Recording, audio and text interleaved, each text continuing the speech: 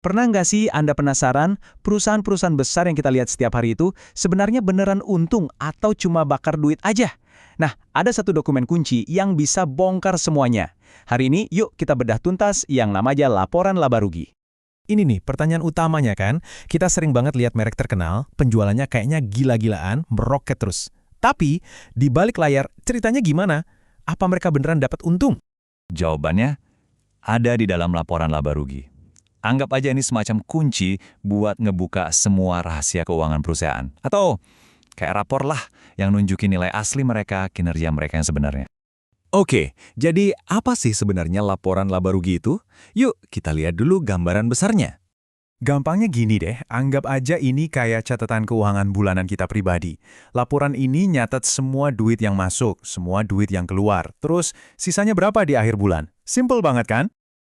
Oh ya, jangan kaget ya kalau nanti Anda nemuin laporan ini dengan nama yang beda-beda. Ada yang nyebut laporan penghasilan, ada yang bilang laporan operasi, atau yang paling sering itu laporan laba dan rugi, atau P&L. Tapi tenang, intinya sama aja, itu juga kok. Nah, biar benar-benar kebayang, gimana kalau kita coba bangun laporan laba rugi dari nol? Kita bakal pakai contoh kedai kopi fiktif aja ya, namanya Best Coffee Company. Oke, semuanya itu dimulai dari pendapatan, atau yang sering disebut revenue. Ini tuh baris paling atas di laporan, makanya sering dibilang top line. Intinya ini semua uang yang masuk sebelum dipotong apa-apa. Coba kita bayangin ya, kedai kopi kita ini berhasil jual 10.000 cangkir kopi, harganya $2 per cangkir. Berarti pendapatan kita totalnya $20.000. Nah, ini titik awal kita. Tapi, tunggu dulu. Ini kan belum dihitung biaya-biayanya. Langkah berikutnya kita harus kurangi dengan harga pokok penjualan atau HPP. Ini tuh biaya-biaya yang langsung berhubungan sama produknya. Ya kayak biji kopinya, air, gula, sama cangkirnya itu sendiri. Nah, setelah pendapatan tadi kita potong $8.000 untuk HPP, kita dapat yang namanya laba kotor, yaitu $12.000. Jadi ingat ya, poin pentingnya di sini, ini tuh keuntungan yang didapat murni dari jualan kopinya doang. Ya tapi kan buat jalanin bisnis ada biaya lain dong. Nah ini namanya beban operasional. Ini nggak langsung nempel di produknya, tapi penting banget buat operasional. Contohnya, ya bayar sewa tempat, gaji barista, biaya marketing, dan lain-lain. Oke, dari laba kotor, tadi kita potong lagi $6.000 buat beban operasional. Hasilnya, kita sampai di laba operasi sebesar $6.000.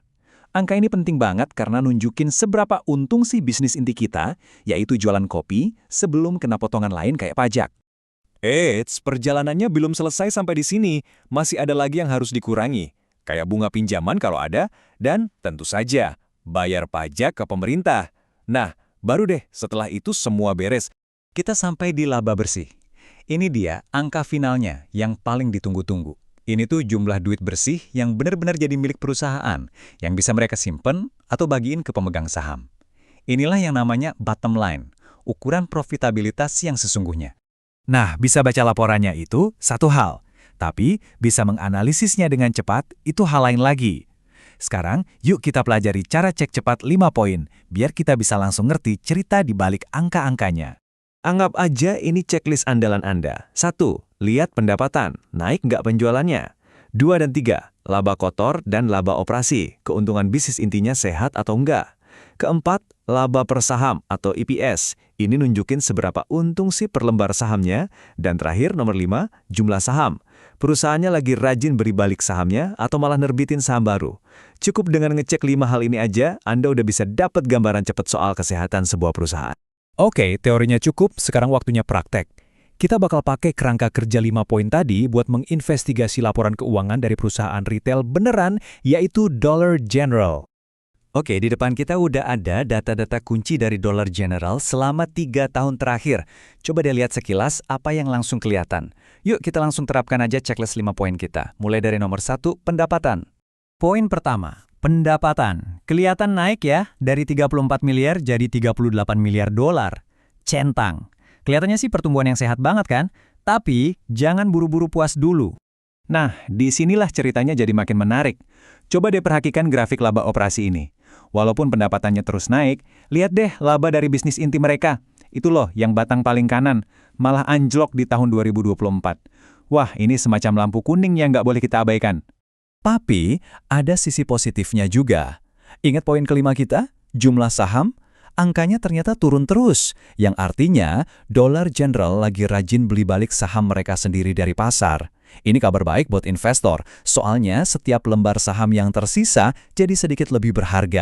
Nah, kutipan ini pas banget buat merangkum kekuatan analisis kita. Tujuannya itu bukan buat nemuin semua jawaban, tapi justru buat nemuin pertanyaan yang paling penting. Misalnya, kenapa ya labanya turun padahal penjualannya naik? Nah, gitu dia ceritanya. Cuma dalam beberapa menit aja, Anda sekarang udah punya semacam kekuatan super baru. Kemampuan buat baca dan analisis salah satu dokumen keuangan paling penting yang ada. Jadi, lain kali Anda lihat berita keuangan, jangan cuma berhenti di angka pendapatan aja ya. Coba gali lebih dalam lagi dan tanyakan, apa sih cerita sebenarnya di balik laba operasinya?